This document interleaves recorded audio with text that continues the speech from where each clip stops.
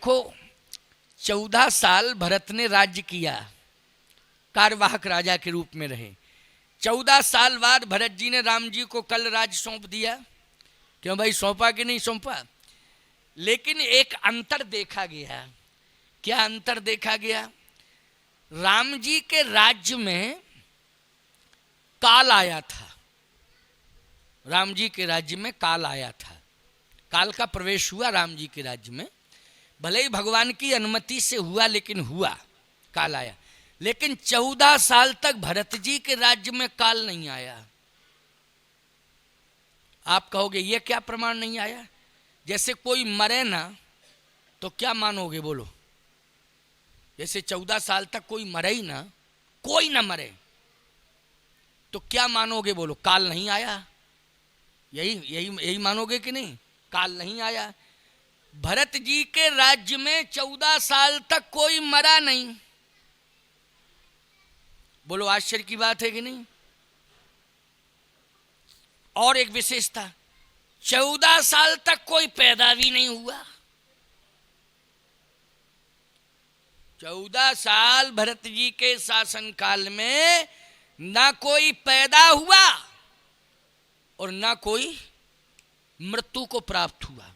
वाल्मीकि रामायण का प्रमाण है ये। इसका मतलब है कि हम एक बार वंश वृद्धि के लिए हमारा विवेक और हमारा संयम हमारा सहयोगी बन सकता है।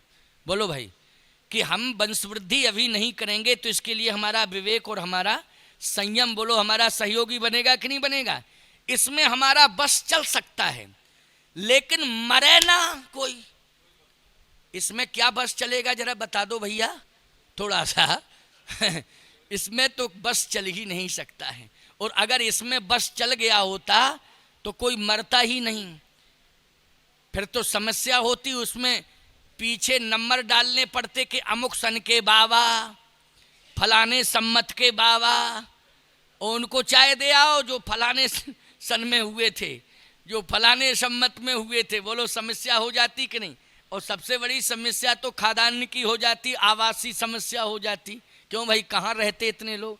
जनसंख्या बढ़ती जाती, घटती नहीं, बढ़ती जाती, लोग मरते नहीं, तो समस्या पैदा होती। लेकिन मृत्यु पर किसी का वश नहीं है। लेकिन भरत जी ने 14 साल रहकर ये बता दिया कि हमारे राज्य में कोई मृत्यु को प्राप्त नहीं हुआ।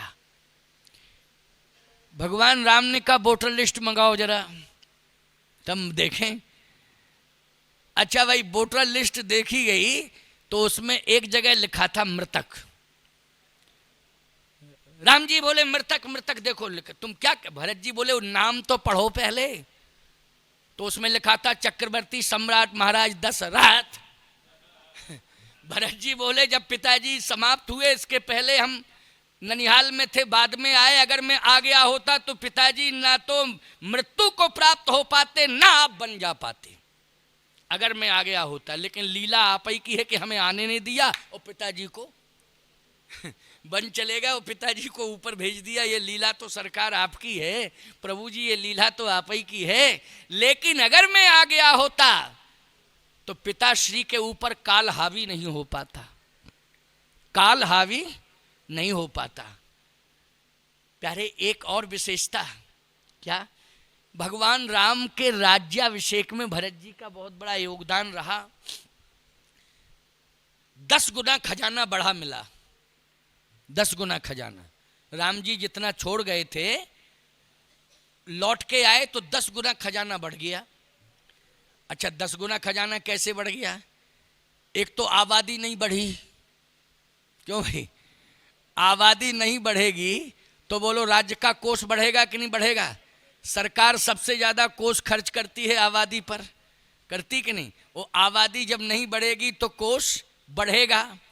दूसरी बात कि भरत जी ने ऐसा संयम किया, प्यारे, ऐसा संयम किया कि भरत जी ने तो केवल गाय को जौ खिलाए और गाय के गोबर में जो शेष निकले उसका दलिया बना करके, गोबर से दलिया निकाल करके उसका दलिया जितना भी, अब गाय कितना जौ खाएगी, भूसा तो डलिया 2 डलिया खा जाएगी, लेकिन जौ खा जाएगी क्या डलिया 2 डलिया? बोलो, ज़्यादा से ज़्यादा मुट्ठी भर, 2 मुट्ठी, वो भी मुट्ठी 2 मुट्ठी में गोबर में कितना निकलेगा, उसका शेष भाग थोड़ा सा निकलेगा, यानी हजम, बाकी हजम हो जाएगा हैं।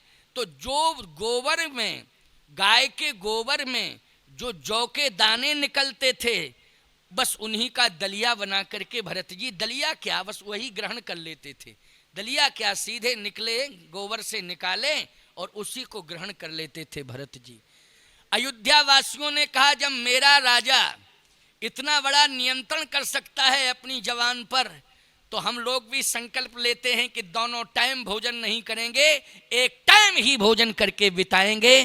तो बोलो, एक टाइम का कोष जो भोजन का बचा वो जमा हुआ कि नहीं हुआ? बोलो, हुआ राजकोष में जमा कि नहीं? इस तरह से जनता ने सहयोग किया भरत के राज्य में। तो याद रखना, राम जी को राम राज्य का जो धरातल मिला वो मजबूत मिला कि नहीं मिला? एक तो वित्तीय व्यवस्था मजबूत मिली और दूसरे संयमी नागरिक मिले, संयमी प्रजा मिली। ये भरत जी ने दिया है राम जी को।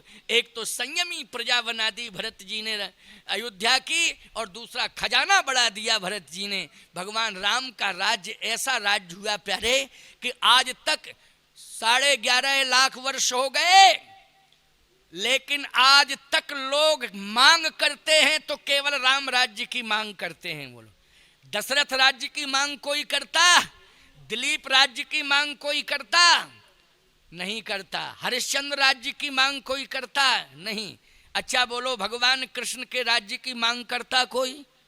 नहीं करता। राम राज्य, कृष्ण राज्य नहीं। जबकि भगवान ने द्वापर में द्वारकापुरी में राज्य किया कि नहीं किया? बोलो, किया। लेकिन कोई कहता है कृष्ण राज्य चाहिए, कोई कहता दशरथ राज्य चाहिए। दुनिया यही कहती है कि मुझे चाहिए तो राम राज्य चाहिए। राजा बलि जैसा धार्मिक, बोलो राजा था ना, अरे इतना बड़ा धार्मिक राजा हुआ कि बलि का पहरेदार बनना पड़ा भगवान को। आज भी वो परंपरा का निर्वाह होता है। बोलो, भगवान 4 महीने के लिए पहरेदार बन के कहाँ चले जाते हैं? राजा बलि के यहाँ चले जाते हैं। देवसैनी को जाते हैं और देवोत्थानी को फिर आते हैं ना देवोत्थानी को। तो कल्पना करो, ऐसा धार्मिक राजा बलि कि जहां भगवान को पहरेदार बनना पड़ा, और आज तक भगवान पहरेदार बनता चला आ रहा है। बोलो, चला आ रहा है कि नहीं? पहरेदार नौकर होता है प्यारे, होता है कि नहीं होता है? बोलो, घर के बाहर कोई जाग रहा है तो कौन जाग रहा है? मालिक सोता है और नौकर जागता है। आज भगवान पहरेदार बन करके पहरेदारी कर रहे हैं राजा बलि की। लेकिन कोई माई का लाल मुझे ये बता दे कि मांग कभी उठी हो कि मुझे राजा बलि जैसा राज्य चाहिए। बोलो, मांग हुई क्या? जब जब भी मांग उठी है भारत देश में, तब एक ही मांग उठी है कि मुझे राम राज्य चाहिए।